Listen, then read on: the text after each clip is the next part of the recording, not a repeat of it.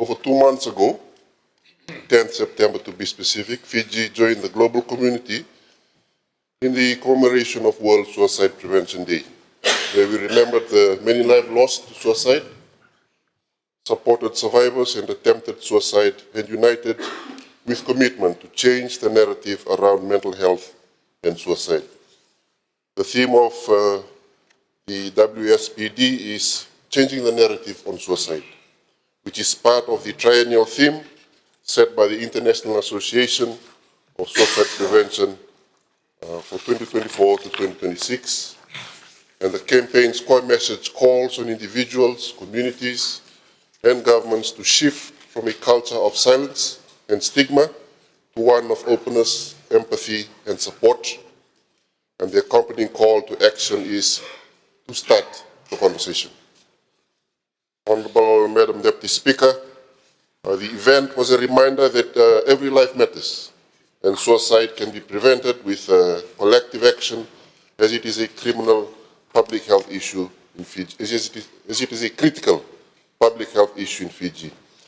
In Fiji, suicide rates have been growing concern, especially amongst our youth and vulnerable populations with risk factors, including mental health conditions such as depression and anxiety, social determinants like unemployment, family violence and substance abuse, and limited access to mental health care in rural and remote areas.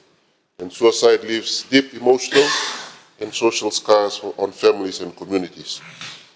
Honorable Madam Deputy Speaker, I take this time to acknowledge the work of the National Committee on the Prevention of Suicide for playing a critical role in addressing the rising suicide rates through national strategies, community-based approaches,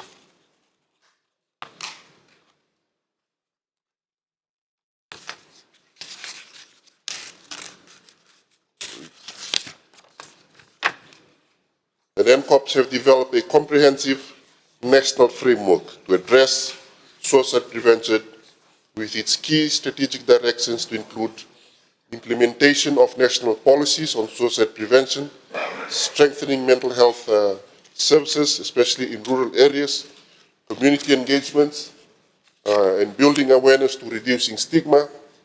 Suicide prevention is incorporated into broader public health initiatives, promoting mental well-being across all sectors. The recent NCOPS reports, which provides an overview of the work completed in suicide prevention across Fiji, states that from January to August this year, Fiji recorded a total of 110 suicide cases, out of which 63 complete suicide and 47 attempted suicide cases. A total of 13 youths whose age ranged from 18 to 24 years committed suicide, while 11 youths attempted suicide during the first 8 months of this year. The reports also state that our elderly population, those who are 60 years and above, have not been left out in this critical public health issue, as 11 of them have committed suicide and 5 attempted suicide. Honorable Madam Deputy Speaker, the reports also highlight that ethnicity-wise, Fijian of Indian descent recorded the highest number of 41 committing suicide and 33 attempted suicide cases. Itoke recorded 21 suicide cases and 13 attempted suicide cases.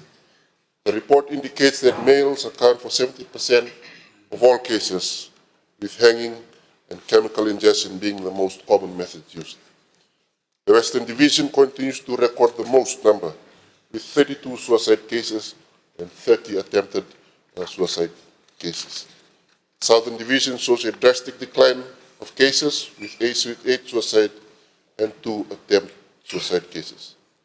Madam Deputy Speaker, the MCOPs have come a long way in trying to tackle suicide prevention in the country through a coordinated approach with the Ministry of Health and Medical Services, Ministry of Justice, Ministry of Education, civil society organizations, and faith-based organizations. And the Ministry of Health and Medical Services played a key role in this coordinated approach through awareness campaigns, hotline promotion, plan website, technical expertise, upgrades, and mental health resources. And the Ministry of Education, in having direct access to our youths and our young population, have been conducting school dialogues, planned essay art and work competition, and youth marches. The Ministry of Justice plays a role of legal authority in terms of public advocacy, legal reforms, justice-informed policy prevention and support through courts and integration correction. Madam Deputy Speaker, World Suicide Prevention Day theme about changing the narrative on suicide means that we need to transform how we perceive this complex issue and shifting from a culture of silence and stigma to one of openness, understanding, and support. And the call of action to start the conversation encourages everyone to start the conversation on suicide and suicide prevention. Every conversation, no matter how small, contributes to a supportive and understanding society. By initiating these vital conversations, we can break down barriers, raise awareness, and create better cultures of support. And in our churches, our mosques, our temples, our sporting fields, conversation, let us start these conversations.